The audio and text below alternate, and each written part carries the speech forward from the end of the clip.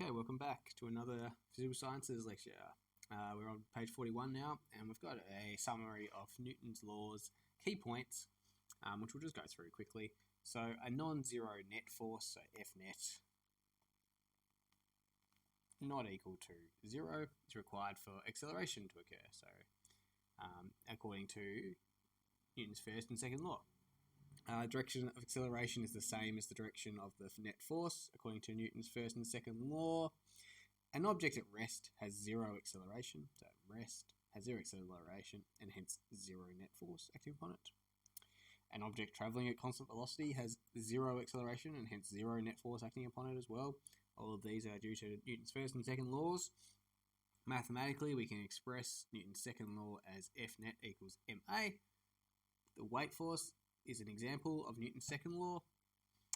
And mathematically, we can express Newton's third law as the action of one, so F of A on B, the force of A on B, is equal to minus the force of B on A. Equal and opposite forces. And for a force to exist, two objects are required due to Newton's third law. Okay, an action-reaction force pair involves only two objects, and each object exerts and experiences one force. Alright.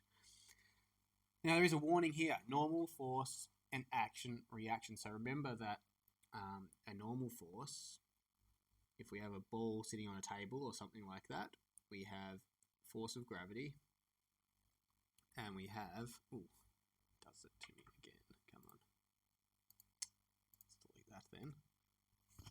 Click in here. Okay, so we have, let's draw that. So we have, if we have a table and we have a ball sitting on the table, goodness gracious. Ball sitting on the table. I'm going to make this table thicker. Okay, so we've got a ball and we're sitting on the table. It's got its force of gravity.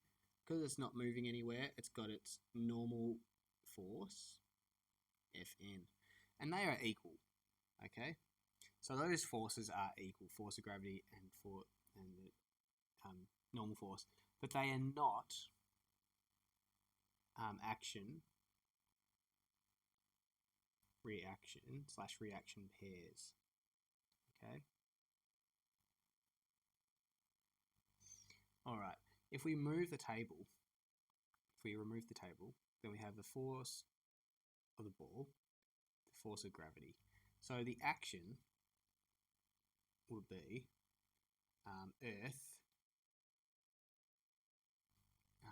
pulls ball down. Okay, the reaction is the ball pulls Earth up. Okay. So that is the action-reaction pair for gravity. And it's the same if it's on the table or whether it's just in space or just, floating in air above the table. So the normal force, if we look at this normal force, I'm going to get a different colour. Oops. And I'll do this in red. Probably should have given myself some more room. But let's have this. Oh, what happened there? Okay. Gee, my computer's weird sometimes. Okay, so we have, this is our Fn. Okay, so for this time, our action was the table pushes up on ball, and the reaction would be the ball pushes down on table. Okay, and so that's a very common misconception, is that the force of gravity and the normal force are action-reaction pairs.